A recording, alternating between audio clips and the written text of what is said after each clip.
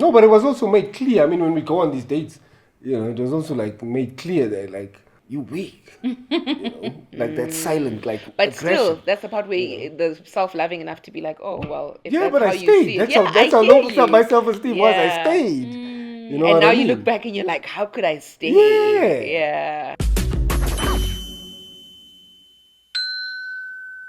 Hello, and welcome to yet another episode of the Conversation Capital with myself, Ursula Mariani. I love how I'm getting used to saying my name because it was an issue at first. The voice of reason, as always, Ubonga Bueta. Hi, girl. How you doing? I'm good, babes. How are you? I am awesome. You know, we often drift towards conversation around men's health and men's wellness. You say this podcast was being hosted by men. Like it feels like such a boys' club. But I think I've just been on a journey of like learning the opposite side and what the man is going through, and obviously initiated by one of our first conversations with the men's emotion. If you guys haven't seen it, please backtrack. And we've been on a journey together as TCC people and TCC viewers. And so I thought I need to find the source. I want to go to somebody who deals directly with men's health and awareness and men's health and wealth and holistic wellness. Men's wellness. Yeah. And then I came across Brother Mervin. Hello, sir. How are you? I'm very well. Are you good? Thank you so much for coming onto the podcast. And like I said, you're definitely the guru of men's wellness that I've come across on social. Somebody who's really doing the work, not just talking. I mean, people talk all the time, but somebody who's actively putting in the work to make sure that, you're creating spaces for men to be better individuals. And I can go through a few of your initiatives. You've got the Mankind Project that you run. You've also got the Holding Space. And now off air, you were telling us of a third project that you're currently running, the HWC. And so let's start there. Who is Brother Mervin? What do you do? Sure. Okay, so I'm not the guru. I kind of knew in my head, I was like, that's going to give me a pressure. People always want to distance themselves, but I will give you the title. I'm just doing my best. So, backtrack? What do I do? Okay, so basically, I'm in recovery, right? So I struggled with addiction for like about 7 years, and on and off in rehabs and that sort of stuff, and trying to get clean, and eventually, like proper like rock bottom, boom, and also losing a brother who was a beautiful gay man and was misunderstood in the society we grew up in, and people didn't really get that, so the impact of that then led me, and also I think my mom as well, my mom being a carer and nurse, caring for other people, so my work comes from that. And then I worked in a rehab. I mean, it's like when I met my sponsor a couple of years ago, a long time ago actually, but 18 years ago, and he was like, well, what are you good at? And I was like, well, I'm good at being in rehab. And because I spent a lot of time in rehab, right? And then he was like, listen, I've got a rehab, do you want to come work in my rehab? And and then that kind of got the process started. And obviously, I mean, it was a huge adjustment, like from being like a township boy and then moving to the suburbs, and then finding out about lactose intolerant and that sort of stuff, All the Lani things, all Hong things. Yes. So and then I got into the work with MKP in 2006, and I drank from the Kool-Aid, and I stayed, and what I found, there was a brotherhood, and it's an international organization, so I was just blown away by the whole thing. And again, my sponsor was like, listen, there's this men thing you need to go on, and there's this fantastic weekend, and he told me about it, and I was like, well, okay, cool. But he didn't say, because part of it is you don't tell people what's going to happen on the weekend. You just let them go. And again, it speaks to like confidentiality and Yeah, we were speaking about secrecy. it off air. I was like, I'm going to ask you when the cameras go on, what happens there? Yes. Because everybody that I've Yes. talked to that's interacted with the MKP, the Mankind Project, and they always like, we can't tell you we're men, and it's a secret to society. Yeah. You know, Yeah. you need to be Yeah. on the train, and and so I wanted to look at what inspired it. So you're on this journey, you meet the sponsor who then says, come work with me, and then go on this weekend with the Mankind project. And so I know you can't discuss obviously the work and whatever happens there, but let's get into that. I think the space of men, or I don't know, masculinity is such a sensitive topic nowadays, because what does masculinity look like without becoming some kind of a chauvinist, and what does it look like without feminizing masculinity? And so I think that's definitely my number one question, is to say what is masculinity? What does masculinity look like the right way? What is the right way to look at masculinity? Even when we speak of like roles of men and women, is that the right way to look at life? Or Sure. That's a big question. So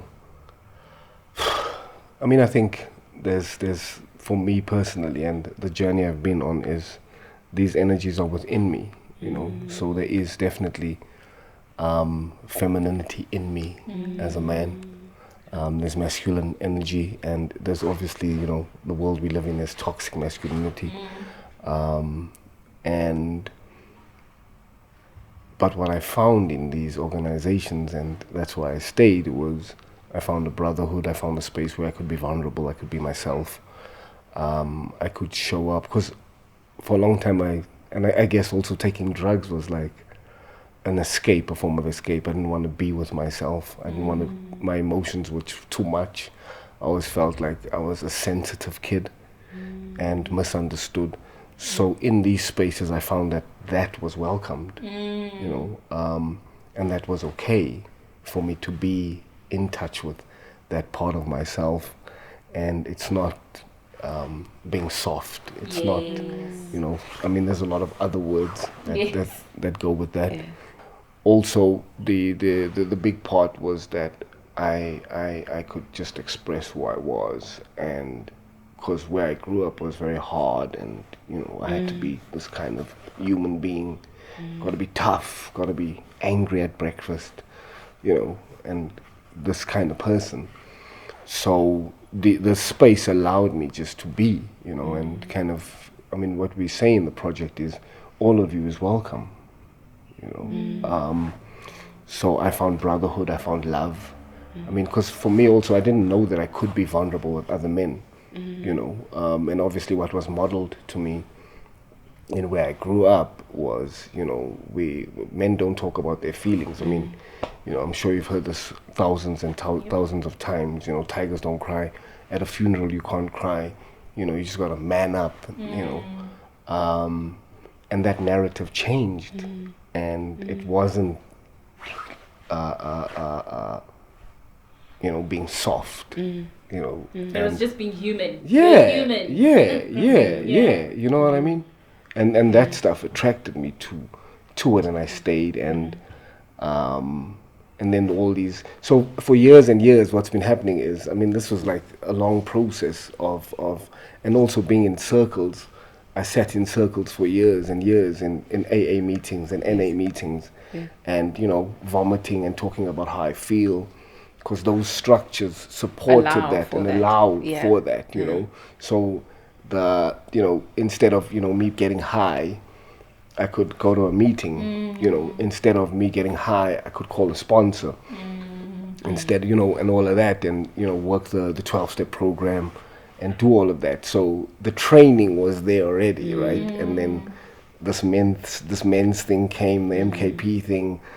So it kind of already, so the training was already there, that muscle was practiced, I could speak about my emotions, and that's okay, and again, confidentiality, because the big part of what we do in holding space is also like, whatever said here stays here, because, the concept came from, I mean, I always thought about how do I bring this stuff into public, right? How do I bring it into the public eye? And then I kind of slid into Justice's DMs. Yeah. And he probably thought, what is this creepy guy doing? What does he want? And then I explained, what I'm about. And his brother actually vouched for me. And his brother was like, no, this dude is this dude. He does the whole rehab thing and, feelings and all of that stuff. Yeah. And he sits in circles with other men. And then this one day I'm at a restaurant with my daughter and you've got a Justice is daughter. there. Yeah, I've got a 6-year-old daughter. Oh, that's cute. And Justice is there and he's like, oh man, you need to connect, and then we met and immediately we had a rapport from get-go, and we sat down and we discussed this thing, because I was always talking to my friend about where do I get these men, right? Where am I going to get men? So, and then Justice came up with the name of the project, and he loved the concept, and he's like, when do we start? And I was like, why don't we do it in a month's time? And he's like, no, let's do it this week. And he put out the post. The first night we had 50 men come, and we've had men that have been coming, since day one, since last year, September, that when we started this thing. So it just grew and grew, and also a lot of those men that came to Holding Space then went to go do an MKP weekend.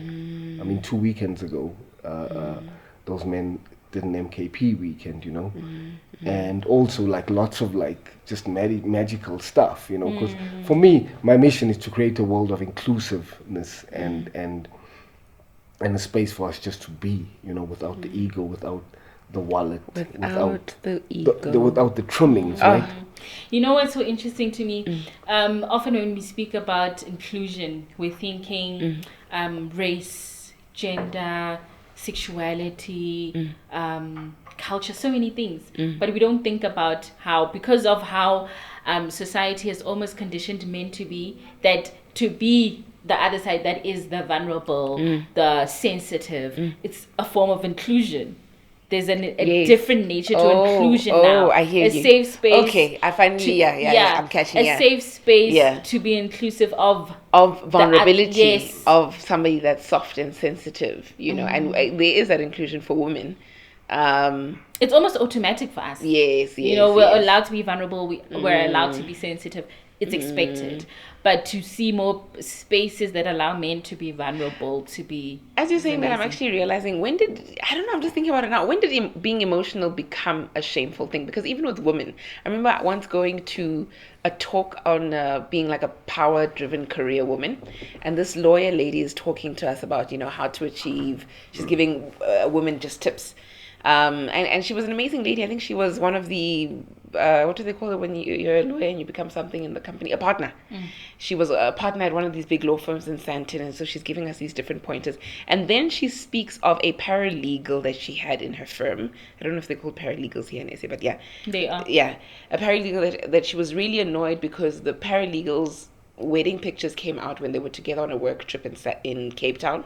And so they're sitting in the car on their way to the airport, and the girl starts crying because the pictures came out so badly. And she says, I never promoted that girl ever again. She had to leave because I just knew that was somebody I couldn't work. So she was basically explaining that nobody needs to see that. Yeah. And keep those emotions at home. And this is a woman doing that to another woman. And I think I was younger then. I thought, okay, never show your emotions in a professional workspace. But now the more we talk on emotion, and I'm thinking, but I remember sharing it with Nonku, and Nonku saying, that's evil. Like, she cried, and so what? When did it become so shameful for emotions to be included in a professional setting, in an academic setting, in any formal environment? When did it become shameful? Even more for men. Men is even at home where they're not allowed to cry. And men from being kids. You're forced to go fight the guy who was what if I'm not a fighter? I don't like fighting, but little boys are forced to go fight or to face whatever challenge. And I wonder who was the first person. I wish I had some history. Who was the first person to say this shouldn't be done? This crying thing shouldn't. Like, I'm a crier. I'm a huge crier. So in the workplace, guy, so, and I'm always like, it's unfair for me to be looked at as being weaker because it's just a different emotion. You show emotion with maybe you get flustered, you get red, or maybe you bang on tables or whatever. I just happen to have tears. I love crying. I love crying. I really love crying because it's like it cleanses my soul, right? Yes, It's it's just an beautiful. outlet. Yeah, exactly. Yes. So what happens to that pent up emotion? Where does it go? So that's the concern. Like how do I release that? And for me, like what I've enjoyed is like the older I get, is like put on that sad song and drive and just Get that emotion and get it triggered. And then cry, and it's beautiful because it's okay. I mean, it's like with my nephews. These days, I'm like, when they were little boys, I used to kiss them on the lips. These days, it's like, they don't want to be kissed on the lips, you know what I mean?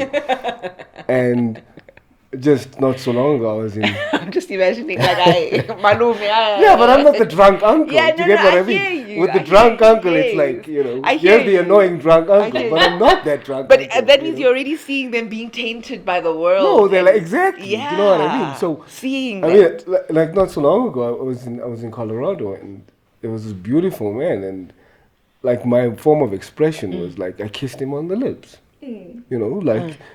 kissed him on the lips. I mean, there was a time where black men used to didn't we hold hands back in the day? There was a time. Did you kiss him on the lips because he was beautiful, or you kissed him on the lips because it was a form of greeting? And It was a form of him seeing him and expressing my love to him. Okay. In a beautiful way. Yeah. And not in a strange way. Yeah. Do you know what I mean? Yeah, even the word strange. What does strange even mean? Well, I mean, Yeah, because yeah, obviously it's so tainted when it comes to sexuality as well. Yes. Do you know what I mean? If I display that behavior, what am I? I hear you.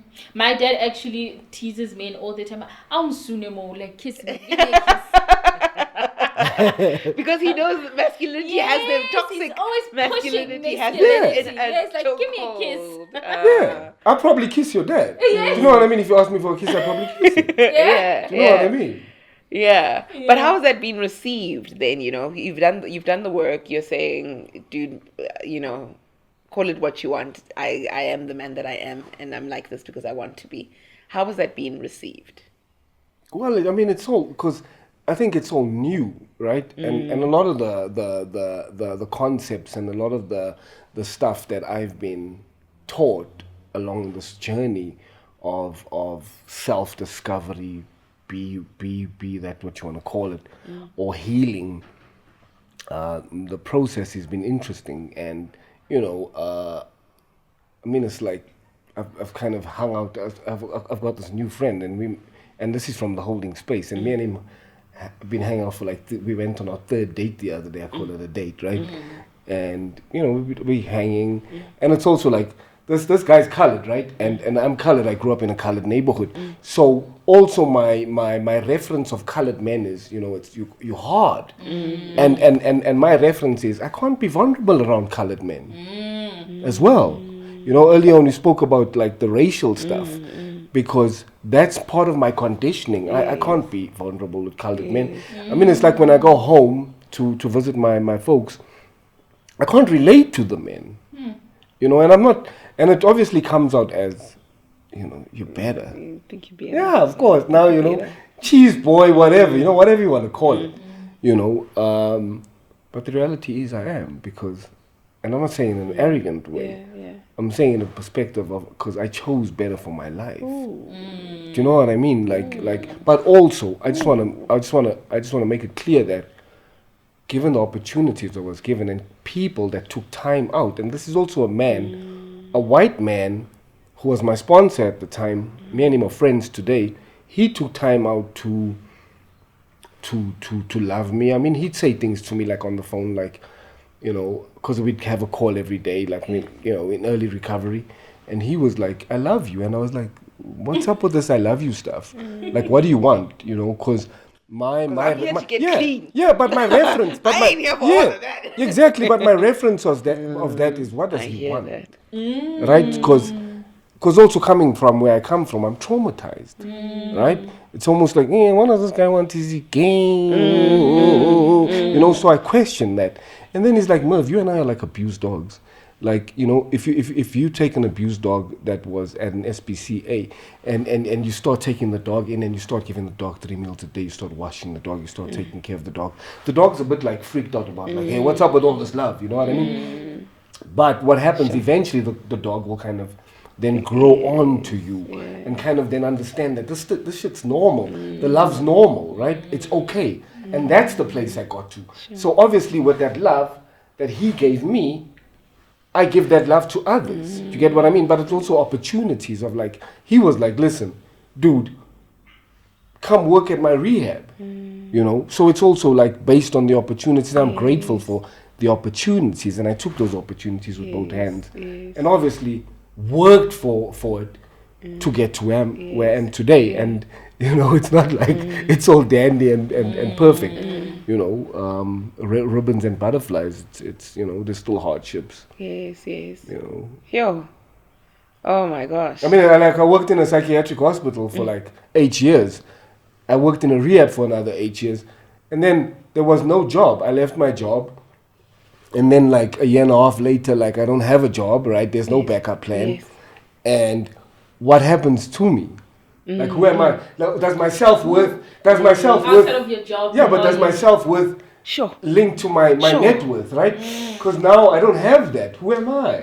Merv, you're touching on something very important, especially in the context of men. Yep. Because especially now. Yeah. in Do you our think it's society. just now? No, actually not now. But I think it's just Men's ability to provide. Has Chris Rock, always been. that video of Chris Rock trends a lot. The 30-second clip where he's doing a stand-up show, and he says only women, children, and dogs are loved unconditionally. Yes. A man is loved according to what they can bring to the table. I disagree in the sense that if you're an ugly woman in society, you know that you're not loved unconditionally either. So I think the currency of men is money, and the currency of women is beauty. So that's, but beauty is relative, which is different. I like money. Money is not relative. Huh? Yeah, money is money. money. Yeah? So I understand that the relativity of the currency of women. However, that it's 30 seconds, but like or a minute long. But it really opened my eyes to when a man doesn't have money. We don't see them. We don't rate them. You know, and maybe if you could speak to that experience of being a guy that doesn't have employment, coming from somebody who does have, or who had employment, and then how much your word is accommodated, or the room that is given to you in society as a man. How did you feel in the, you know, do you No, I hear you. I mean, it's like almost like your drunk uncle, right? In black families, it's, you know, like he's got a lot to say. He's got really important points, but we don't take him serious because he's broke, right? And he's an alcoholic. So same thing. But I think for me, the learning was that I had to go deep within myself. And I mean, I even did like a crazy thing. I went to go do a 10-day silent retreat. I wouldn't suggest it to anyone. It was hard. don't say that. I want to do It it. was hard. I did. It was hard. Is I mean, it? it was like my head was just like loud. My head wouldn't stop, and I like for 10 days I had to be like quiet. Anyway, so a large part of that was I had to look inwards because a lot, you know, with having these trimmings, the job,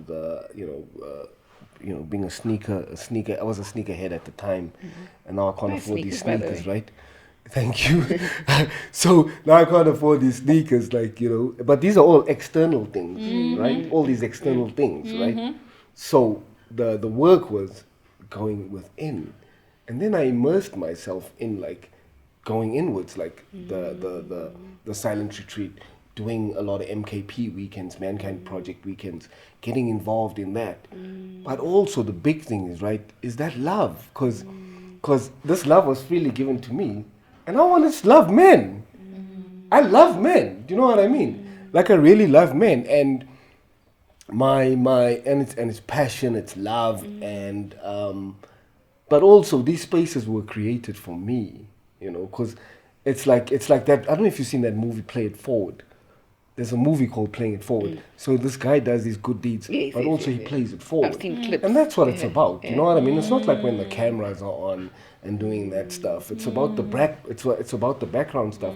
But the reality is I had to go within, and I had to I had to be naked, and I had to be uncomfortable. And it's cuck, being uncomfortable, because that was the stuff. Sure. It's like really, really being uncomfortable. It's like today I don't have a 9 to 5, and I'm Who am I outside of uncomfortable. these things? Yeah, but But what I'm saying is, when I dress up and I show up, the universe provides, Sure. right? God provides, because it's not like I don't know when the next paycheck's coming.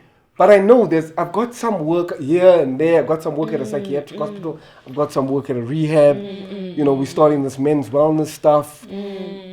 But the reality is I don't go to bed hungry, right? And my ethos has been, when I do good, good will come. That's true. You know, like regardless, because love will always win, you know, and good will always win. So that's how I show up. Like, I'm uncomfortable. I mean, obviously there's that, like, with the paycheck, it's like, you know, it's the security. It's like, okay, I know what, when this money's coming, this is what I'm going to do, right? With this money. But now, there's nothing. But I want to speak to the part where how society reacts to you. So I'm talking about in the context of, there's this clip that says, the problem is you guys come to Joburg for love. Joburg is for money. Like, stop trying to find love in Joburg. I don't know if you see this, like a very short clip, but like in your interactions with family, in your interactions with women and relationships, or men and relationships, I'm not too sure, and things like that. Like, do you find that there's a threshold in how much you're given, like the respect and value that you are given? So there's something that, like, I choose not to be defined by how much I earn, and my masculinity not to be defined by this. I'm talking about the amount of masculinity that's afforded to you by those around you. Do you get what I'm asking you? Do you see a difference between when you're working versus when you're not working? Definitely. Yeah. Definitely. I mean, there's a big difference, but I think that for me is, I had to vouch for me, regardless of anyone vouching for me or affirming me outside of myself. Because also what happened was, a friend of mine was like, come stay with me. And I stayed with her I lived with her for about 7 months. And you know, and that also, right, now a woman's looking after me, right? Yes. Right? And it's like, okay, so how can I also provide? But in that, the universe just opened up doors where, you know, because self-pity is not going to help me. Me feeling sorry for myself and being a victim. Sure, there was that time, you know, and it's also like, right, Yeah, how am it I going to is. survive? Yeah. How am I being going to broke, keep the get lights trauma. on? I'm broke. I mean, it's stressful. Get Now trauma. I've got to go back to Eldo's and go live with my parents. It's under-resourced, right? So it was like, okay, well, what can I do? And I just had to kind of, you know, we started a thrift store in Craig called Late Bloomers. Go check it out, Late Bloomers. We started selling thrifted clothes, pre-loved clothes. So the thing was, and this is was always drummed in me, is either I live in the solution or the problem. But the reality is, no one's gonna tell me my worth. I still have to claim space. So even if, you know, my nephews looked at me as this guy that, you know, he had the job and he's no more working, or a woman, you know, coming like, what do you have to offer? What do I have to offer? I've got to offer. I've got me. I'm enough. I'm enough without those things. And that's the work. That's being like bare, naked, and, you know, not. If I can't take you to dinner, that's cool. Like, I'm still enough. I mean, I've been in relationships where, you know, in my 20s or 30s, where, you know, a woman's earning more than me, and then, like, you know, me overcompensating in bed because, you know, I'm not enough, or you know, let me wash the dishes, why? or let me wash the dishes because This is an I'm not episode. enough, Sure. or you know, she paid for dinner, so maybe I should wash her car. You know what I mean? So, and also staying in those relationships, because I stayed in that relationship also, like feeling not good enough. And then, like, I mean, I laugh at myself today because I stayed in a relationship where my wallet wasn't too good. So And So you're then compensated. and then I'm with this woman who lives in Hyde Park, and I'm like, living in a bedroom in Oakland, and feeling not good enough, feeling all these things, and I'm still in that relationship, and the pressure of that relationship. I mean, what if I think about it now? What I should have done was, and what was self-loving to me was, I should have walked away. But my self-esteem was so low that I didn't even do that. When we find ourselves in such situations, we're like, this person's with me.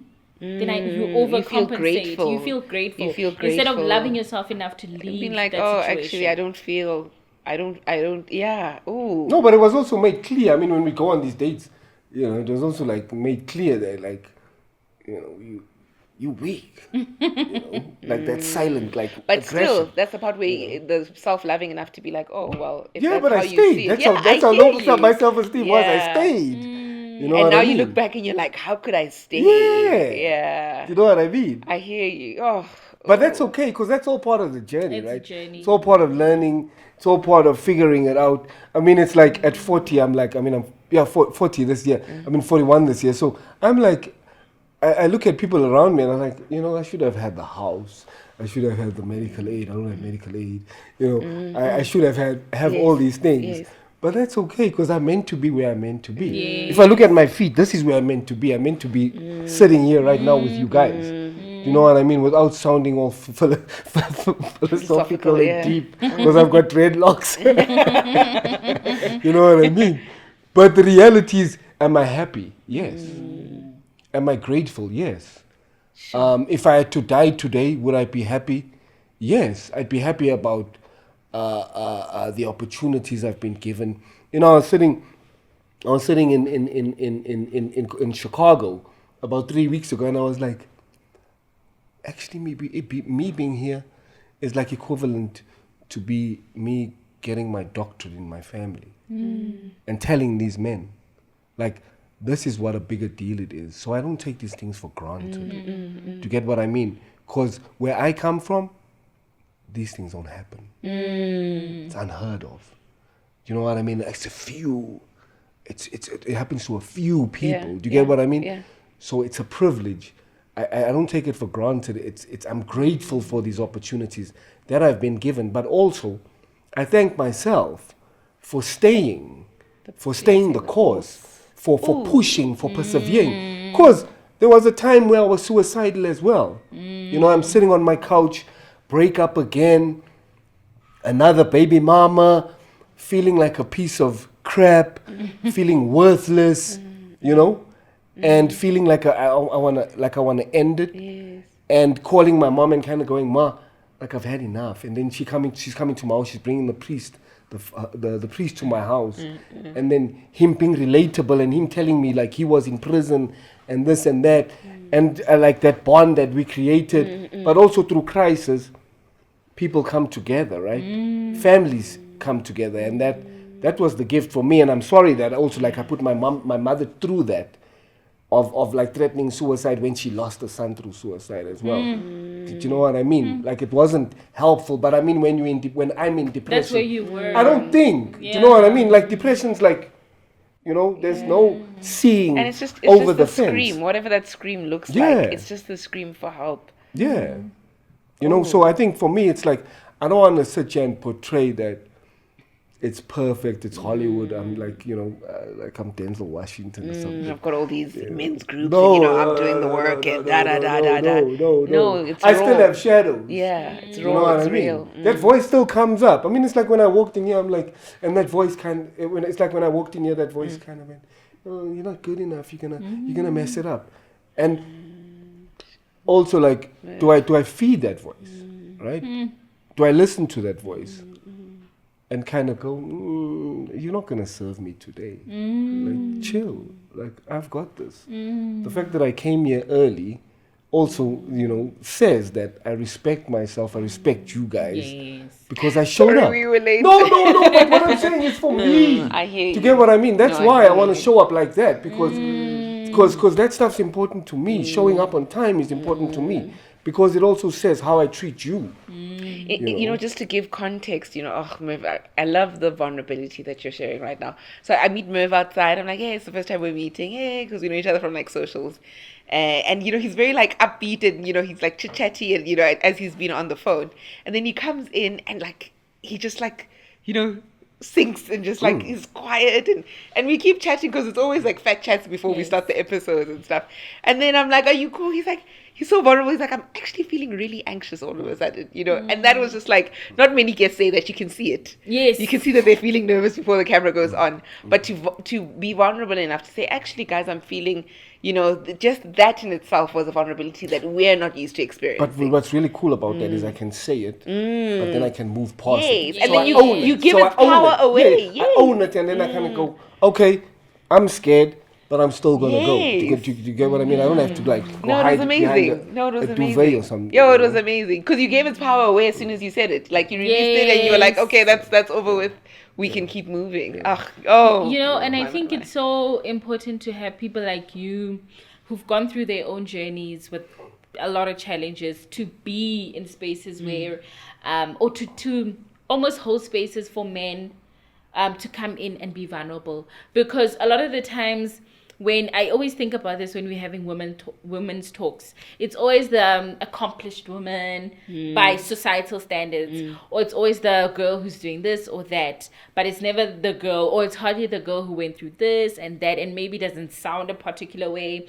And I can already imagine in your space or in the space that you guys have, how many people can feel relatable. You're not putting up a perfect front. You're saying, I've been through this and this is where I am now, and you can join me in. I think when we speak about a lot of challenges we have in society, GBV, addiction, a lot of them, we speak about them, and we speak about the causes, and there aren't a lot of spaces for men to think differently or to have other men show them what could be. But I really love what you're saying, because what the big part is when you talk about relatable. I think for me that's the big piece. Is one of our rules in apart from confidentiality is let's not give each other advice.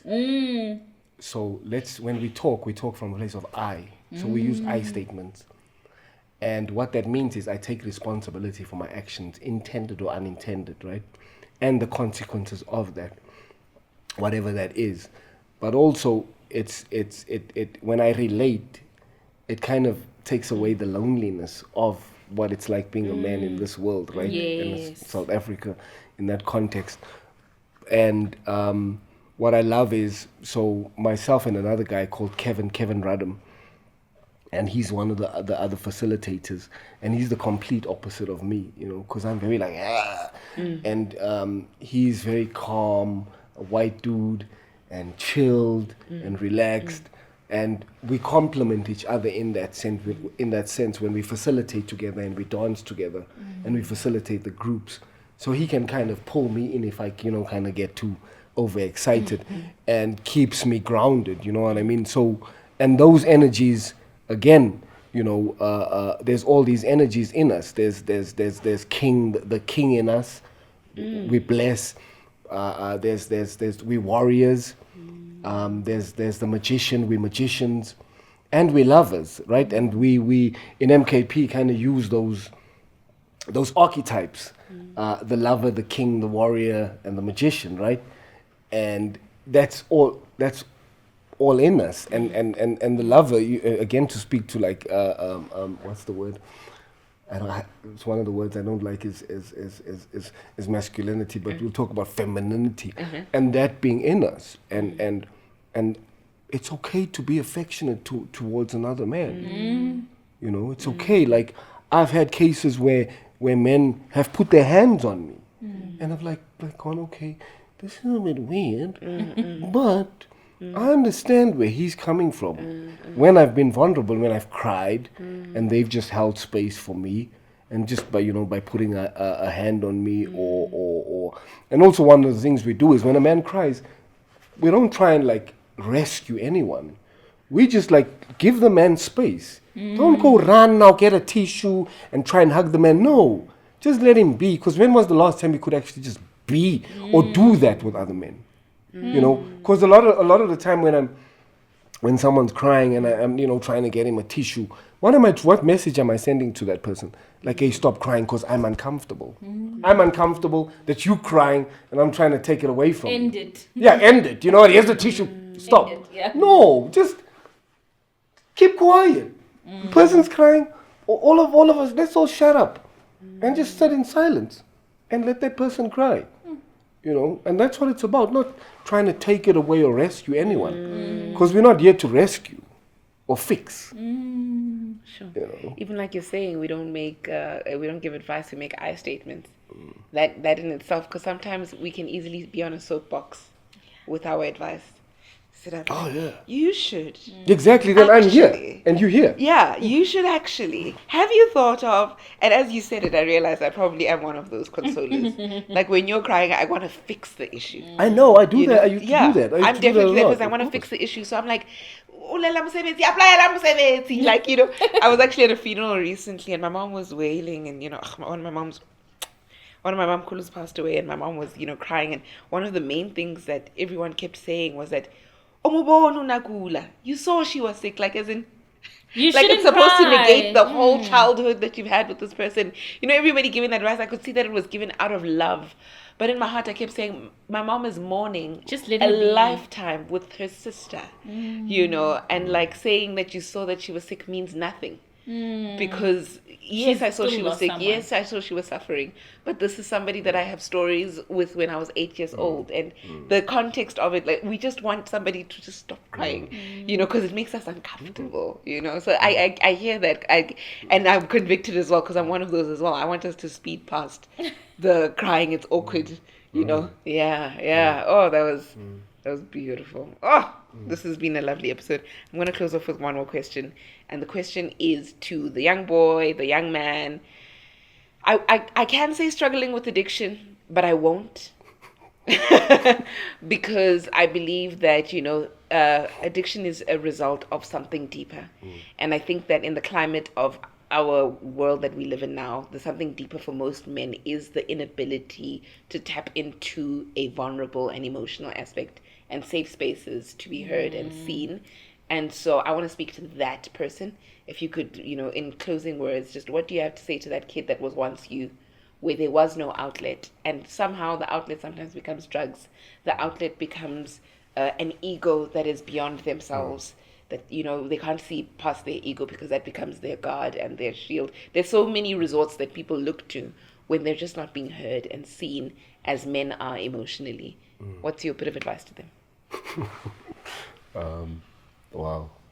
Yeah. Advice. Do I have advice?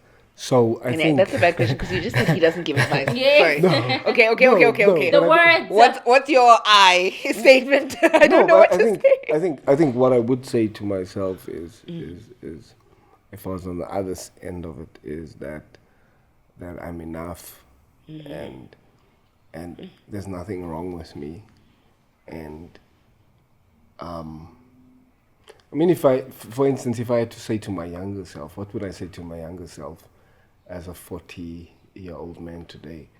I'd probably tell myself that it's okay that I'm dyslexic. There's nothing wrong with you. And it's not your fault that mom and dad are the way they are. It's not your fault. And I love you. And